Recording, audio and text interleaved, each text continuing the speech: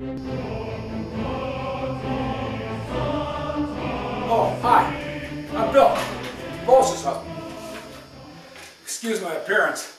This is the way I get when she puts me to work down here at the studio at our house. Well, she's been real excited about sharing her love of pottery with you tonight. And she's asked me to help by narrating this film and also preparing the clay and materials that are necessary for one of 3 projects that you'll be doing tonight. And it's your choice as to which one you do. They are, first, the slab pot, secondly, the coil pot, and third, the pinch pot.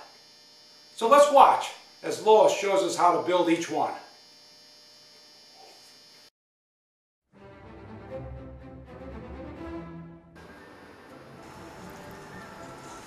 Lois starts by using the slab roller to roll out a few slabs. There's a lot of flipping and re-rolling and so forth, but she finally gets a slab that she's willing to test with the form.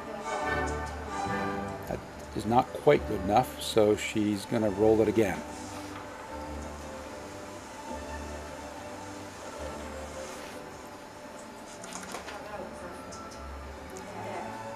That works. So now she's going to take the slab and put it onto the plastered bath.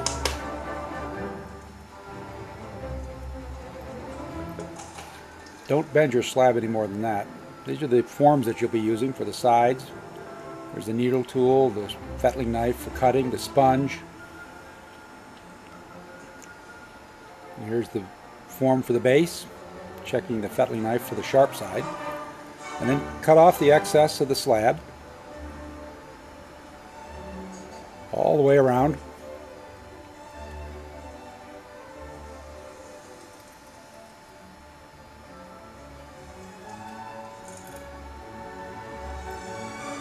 And just remove the excess from the form.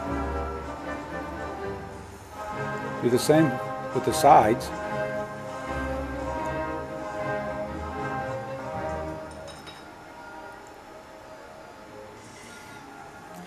And now we begin a very important process. This is called scoring. Use your needle tool, and if you have to keep moistening the parts that you're scoring, this helps to keep your pieces sticking to each other even during the firing. Once you start getting them assembled, keep scoring. Here Lois is scoring the edges after she's gotten a piece of it together.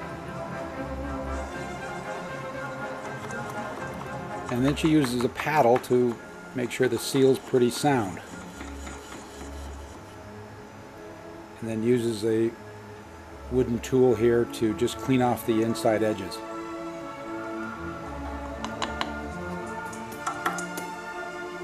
And here we cut off the excess. Keep going, keep going, keep going. There we go. And just clean off the edges some more. Once she's got it pretty well cleaned up, she's going to flip it around and clean off the bottom.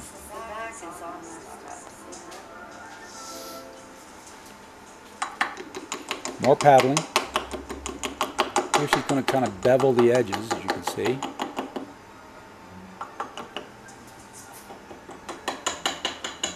Then use a fettling knife to clean off some excess clay. I love this stroke. It goes all the way from one top all the way down to the bottom. One nice steady stroke, and then makes a turn.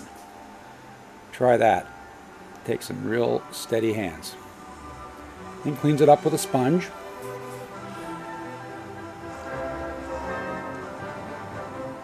And she's got her own tray. Here's some examples of an example of tray that's been made.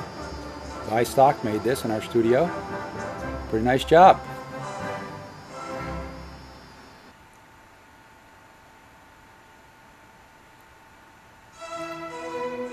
Now the coil pot. It all starts with a foot pedal. And our hydraulic extruder pumping out all these coils. It's a lot better than rolling them by hand as you did in kindergarten and first grade.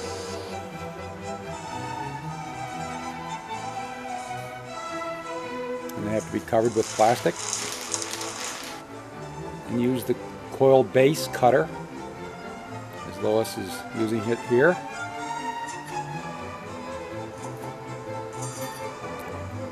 And then once again scoring.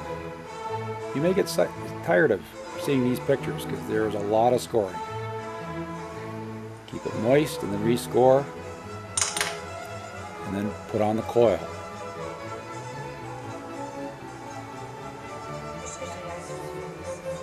She sometimes uses her fingernails or just this wooden stick to attach the coil to the base, and then she uses a rubber kidney to clean it off on the outside and on the inside, and then more scoring so that she can put on the next coil.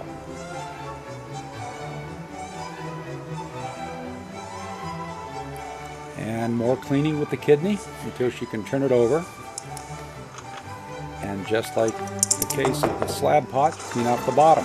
This time she can spin it on a little lazy Susan using a trimming tool, and then clean it up with a sponge, and more with the trimming tool, until she gets the base of a bowl, which can be built into larger projects. Of course, tonight you won't have time to do this. But this is the potential of the coiling method. Some of the things that Lois has done in the past. For her piece tonight, she's just put a little lip on the bottom, foot on the bottom, and then a little design. Now the pinch pot. Starting with 2 spheres of clay. Are you ready? Pokes her thumb in. And just starts turning it, and she says the key is not to get the opening too wide. So you keep pinching, hence the name, pinch the pot. The first one is done. She starts a second one.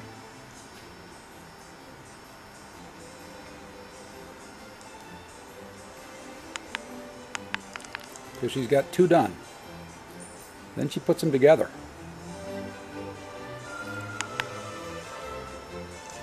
And much as in the case of the coil pot, she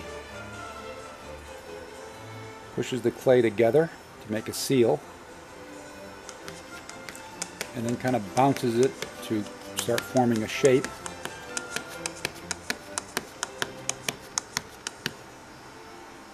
And rolling it, be careful you don't squish it here. And then starts to shape it with a little bit of denting on the bottom. And uses the trusty paddle to paddle it into shape. Don't get too aggressive here. To form the base.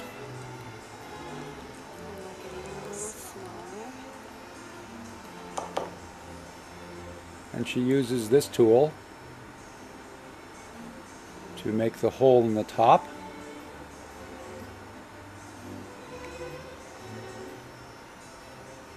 And you can leave it like this. It's a pretty nice shape just as it is. But for purposes of demonstration, Lois is going to show how to put a lip on it using the tool, the needle, the blunt end of the needle tool, folding the edge over, form a nice little lip on the pinch pot. Continues to paddle it into more of a flat shape, a little creating some more interest, and then puts a little design using a spring. You've seen people use the bottoms of their sneakers and all sorts of items to create designs.